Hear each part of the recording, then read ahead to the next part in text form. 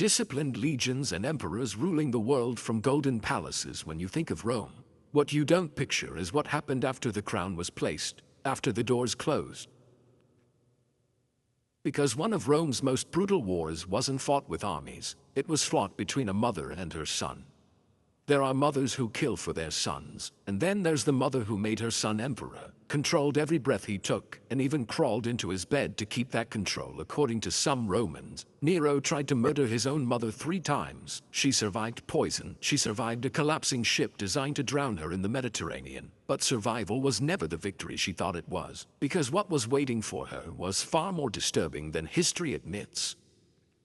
This is not a story about a murder. This is a story about 2 monsters who created each other. One wore a crown, the other placed it there. And when monsters fight for control, nobody survives with their soul intact. If you think you know what a toxic mother looks like, you haven't met Agrippina. If you think you know what a son's hatred can become, wait until you see what Nero built. Ancient Rome had words for political assassination, for family betrayal, for imperial madness, but they had no word for what happened between these two. We don't either. We just have the bodies they left behind and the nightmares they planted in history. Before we descend into the palace where this nightmare unfolded, drop a comment with your city and country, because once you see how deep a mother's ambition can go and how far a son's rage can reach, you will never look at family the same way again. Agrippina the Younger was not born into kindness. She was the sister of Caligula, one of Rome's most deranged emperors. She survived his madness, survived exile, survived being stripped of everything. And when she clawed her way back to Rome, she didn't come looking for peace. She came looking for a throne, not for herself. Women couldn't rule Rome directly, but they could rule through their sons. And Agrippina had a teenage boy named Nero who would do nicely. The problem was simple. Her son wasn't emperor. Her husband Claudius was. Claudius already had an heir, Britannicus, his biological son. Agrippina needed Claudius gone and Britannicus sidelined, so she did what any ambitious Roman matriarch would do. She poisoned her husband. The preparation was meticulous. She found the deadliest mushrooms in Italy, not the kind that kill instantly and raise suspicion. The kind that mimic food poisoning at first, then shut down your organs slowly while doctors scramble and fail. She hired a professional, a woman named Locusta, who ran what Romans politely called a specialty service. Locusta prepared the dish. Agrippina served it with a smile. Agrippina didn't blink watching her husband eating poisonous mushrooms. Within hours, the emperor of Rome was choking on his own fluids, clawing at his throat, dying in front of the woman who fed him poison, and the boy she wanted to replace him. Within days, she has the Senate convinced. Britannicus is too young. Nero is older, more capable, already married to Claudius's daughter Octavia. The fix is in. The votes are counted. At 16 years old, Nero becomes emperor of Rome, and Agrippina stands behind his throne, her hand on his shoulder, whispering every command he repeats to the Senate. For the first years, it works perfectly. Nero is a puppet. She pulls the strings. When he speaks, her words come out. When he signs decrees, her will becomes law. She even has coins minted with her face alongside his. The message is clear. You are emperor because I made you emperor. Don't forget who holds the real power. But teenagers grow up, and monsters don't stay obedient forever. Nero starts testing boundaries. He takes a lover, a freedwoman named Acte. Agrippina is furious. This girl is nobody. She has no political value. Worse, she distracts Nero from listening to his mother. Agrippina storms into his chambers. She screams. She threatens. She reminds him that without her, he would be nothing. And Nero, for the first time, looks at her differently, not with obedience, with something colder. The tension escalates. Palace insiders start whispering. Some of those whispers are dark enough to make even Romans uncomfortable. And Rome was not easily shocked. They had seen emperors sleep with their sisters, execute senators for entertainment, and declare themselves gods. But what people started saying about Agrippina and Nero went beyond political scandal. It entered territory that Romans documented in horror and confusion. Tacitus, the historian whose father-in-law served under Nero, wrote about it. Suetonius, who had access to imperial records, wrote about it. Their accounts differ in details but agree on one thing. Agrippina allegedly used her own body to maintain control over her son, and Nero, whether willing or coerced, may have participated in something that shattered whatever remained of their already broken relationship. Suetonius records that Nero traveled with his mother in a litter,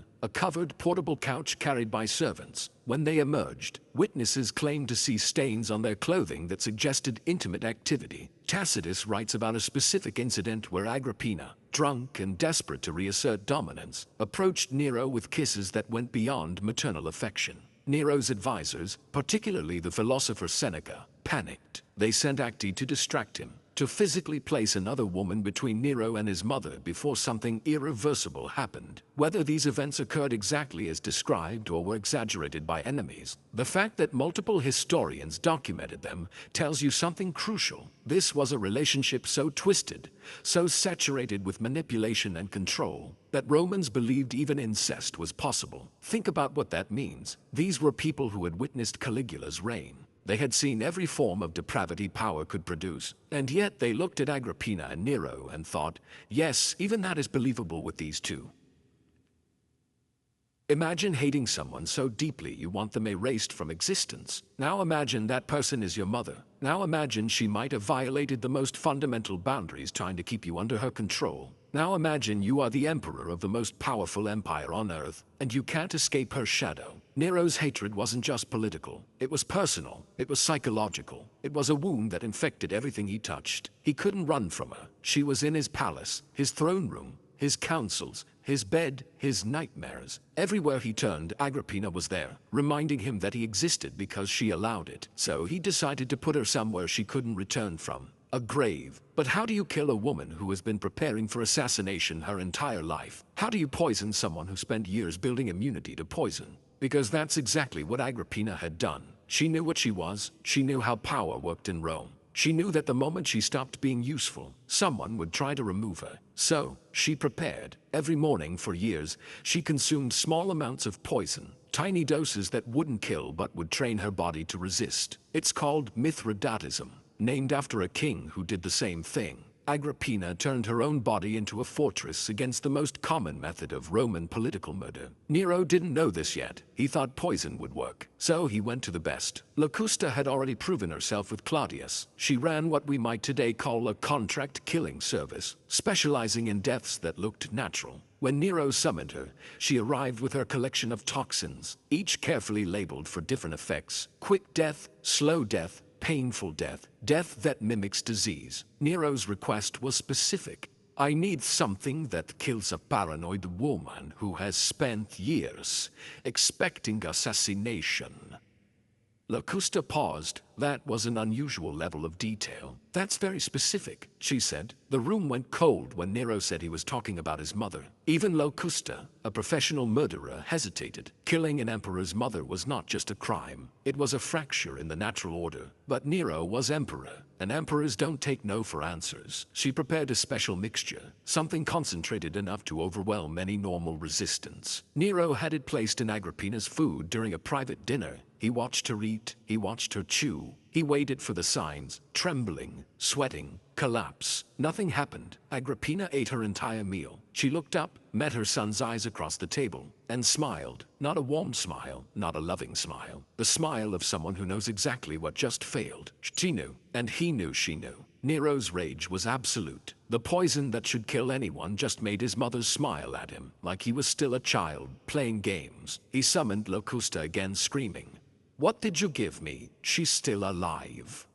Locusta had no answer. She had given him her strongest formula. The fact that it failed meant Agrippina was exactly what Nero feared, unkillable by normal means. But Nero was done with subtle. He was done with poison. If chemicals wouldn't work, he needed engineering. He called in builders, ship designers, the kind of craftsmen who understood mechanics and weight distribution. His instructions were precise: build a ship with a collapsible roof, make it look luxurious, fit for an emperor's mother, but design it so that at a specific signal, the entire top structure would crash down, crushing anyone underneath, and make the bottom detachable so the whole vessel would sink quickly, drowning any survivors. A murder dressed as an accident. Brilliant, cowardly, perfect. He sent Agrippina an invitation.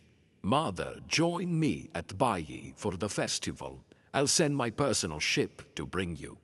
Agrippina was suspicious, of course she was, but refusing would confirm the rift publicly, and despite everything, some part of her still believed she could control him. So, she came. The night before the voyage, Nero put on a performance. He hugged his mother, he kissed her forehead, he held her close, his face pressed against her hair. Tacitus noted this moment with unusual attention. Perhaps guilt touched Nero for just a second. Perhaps he remembered a time when she was just his mother, not his jailer. Perhaps he felt the weight of what he was about to do. Then he sent her to die. The ship sails out into the dark Mediterranean. Agrippina reclines in the luxurious cabin, surrounded by servants. The sea is calm. The night is quiet. And then, at a predetermined signal, the mechanism activates. The roof collapses with a thunderous crash. Beams and planks rain down. Servants scream. Agrippina's attendant, a woman named Acerronia, is crushed instantly. Her body flattened by the weight of the collapsing structure. Blood spreads across the deck. Chaos erupts, but Agrippina survives the impact. She's thrown to the side, injured but conscious, and then the bottom of the ship begins to open. Water rushes in. The vessel starts sinking. Agrippina is 50 years old. She has spent her life in palaces, not training for survival. But she understands immediately what is happening. This is no accident. This is murder, her son's murder, and she refuses to die. She dives into the black water and swims. In the darkness, in the cold Mediterranean, she strokes toward the distant shore. Other survivors flounder and drown around her. She keeps swimming. Her muscles burn. Her lungs scream. She swims. She reaches the beach, dragging herself onto the sand, coughing seawater, bleeding, alive. Survivor, again. She sends a message to Nero immediately. I survived your accident, my son. Don't worry. I'm safe. When Nero reads those words, the blood drains from his face. His advisors watch him freeze. She knows. She survived poison. She survived a collapsing, sinking ship, and now she knows he wants her dead. Worse, she's still alive to do something about it. His advisor Seneca speaks quietly. She will come for you now. There's no more pretending. It's her or you. Nero's hands shake. What do I do now? What you should have done from the beginning. No more clever plans. No more machines. Just men with swords. That night, Nero sends Anicetus, a naval commander with a squad of soldiers. No more subtlety, no more hoping for accidents, just direct, brutal execution. They arrive at Agrippina's villa in the dark. The house is quiet. Most servants have fled, sensing what's coming. Agrippina is alone in her bedroom. She hears the footsteps in the hall, heavy boots, multiple men. She knows. The door crashes open. Anicetus enters first, holding a club. Behind him, soldiers with drawn swords. Agrippina doesn't scream. She doesn't beg. She sits up in her bed and looks at them. Anicetus raises the club and strikes. The blow catches her head, stunning her. She falls back, blood running down her face. A soldier steps forward, sword raised. This is it, the final moment, the end of the woman who made an emperor. And Agrippina, even now, even dying, seizes control of her own narrative. She tears open her nightgown, exposing her stomach, and screams at the soldier. Vintrem theri. Strike the womb that bore him. Her last words are not a plea for mercy. They are a command. They are an accusation. They are a curse. Even in death she directs the scene. Even bleeding and broken she chooses how she will be remembered. The blade plunges into her stomach. Once, twice, again. She doesn't scream. She doesn't cry out for her son. She just stares at the soldier until the light leaves her eyes. The woman who murdered her husband, manipulated the Senate, and controlled an emperor is gone. The soldiers leave her body in the blood-soaked bed and report back to Nero. That night, according to Suetonius, Nero goes to see the corpse. He stands over his mother's body and examines it. He makes comments about her physique, clinical observations about the woman who gave birth to him. Then he calls for wine. He drinks. He eats. Then when he finally goes to bed, he sleeps soundly. But sleep doesn't last. The first night passes in peace. The second night, the dreams begin. Agrippina appears, not as she was in life, but transformed, surrounded by the Furies, the ancient goddesses of vengeance. They carry torches that burn with black fire. They chase him through endless corridors. When they catch him, they wrap their hands around his throat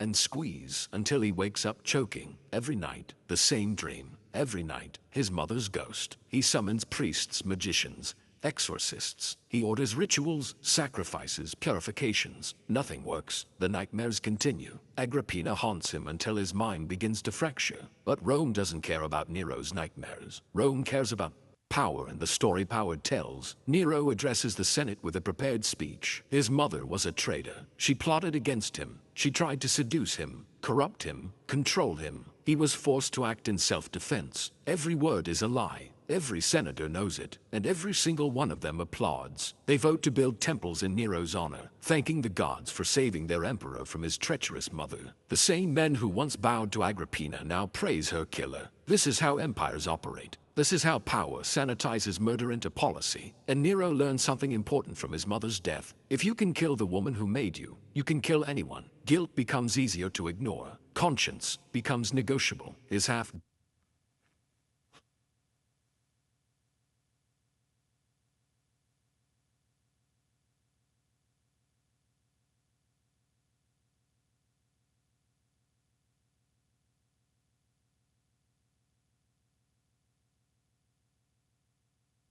Other Britannicus dies next, poisoned at a dinner party. Nero watches him convulse and turn rigid at the table, foam pouring from his mouth, while guests pretend not to notice. His wife Octavia is executed shortly after. Nero has her head severed and sent as a gift to his new lover, Poppaea. When Poppaea becomes pregnant and complains about Nero coming home late, he kicks her in the stomach so hard she dies from internal bleeding. One murder made the next easier. One broken boundary made every other boundary meaningless. Agrippina had taught him that killing was just another tool of power. Nero took that lesson and applied it to everyone. But the nightmares never stopped. The guilt he claimed not to feel manifested in increasingly erratic behavior. He began performing on stage, singing and acting while Rome burned during the Great Fire. Some historians claim he set the fire himself just to clear space for a new palace. Others say he simply didn't care enough to stop it. Either way, he played music while his city became ash. His mind deteriorated. He declared himself a god. He married a boy who resembled his dead wife and made senators treat the child as empress. He executed anyone who looked at him wrong, spoke to him wrong, or failed to applaud his performances with sufficient enthusiasm. The young man who killed his mother to escape her control became more tyrannical than she ever was. And through it all, Agrippina's ghost followed him. In his waking hours, he saw her face in crowds. In his sleep, she strangled him with her own hands. He tried to burn her out of his mind with wine, with excess, with violence. But you cannot burn a ghost. You cannot kill someone who is already dead. This is what happens when ambition devours love. This is what happens when a mother sees her son as a tool, and a son sees his mother as a chain. Agrippina made a monster. That monster killed her. Then that monster killed everyone else within reach. The poison failed because she had prepared for poison her entire life. The ship failed because she refused to drown. But the family, the relationship between mother and son, was poisoned from the very beginning. No amount of preparation could save that. No amount of engineering could fix what was broken before Nero ever took his first breath. Agrippina wanted to rule Rome through her son. She got her wish. Nero ruled with the ruthlessness she taught him, the cruelty she modeled, the complete absence of moral limits she demonstrated when she poisoned her own husband. She created the perfect emperor for her purposes. She just didn't realize he would use those skills on her first. If you stayed with this story to the end, you have seen something most history classes skip over. The textbooks talk about Nero fiddling while Rome burned. They mention his persecution of Christians. They call him mad, unstable, tyrannical. What they don't tell you is how he got that way. What they don't explain is that madness has a mother, and sometimes that mother's ambition is more dangerous than any disease. If you think modern families are complicated, ancient Rome says, "Hold my wine and watch this." Could Nero have become anything else? Or was he doomed the moment Agrippina placed a crown on his head and whispered that he owed her everything? Drop a comment with your answer. And if this kind of hidden history is what you are looking for, hit subscribe so you don't miss the next story they don't teach you in school. Share this with someone who thinks they have mother issues, because perspective matters. In the end, Nero got exactly what he wanted. He was finally free. Free from Agrippina's control. Free from her whispers. Free from her shadow. Free to go insane. Free to kill everyone who ever mattered to him. Free to burn Rome and himself in the process. That freedom destroyed him more thoroughly than his mother's control ever could. Agrippina's last gift to her son was teaching him that murder solves problems. Nero's last gift to himself was proving her right. And Rome, watching from the Senate floor and the palace halls, learned that monsters don't need to be born.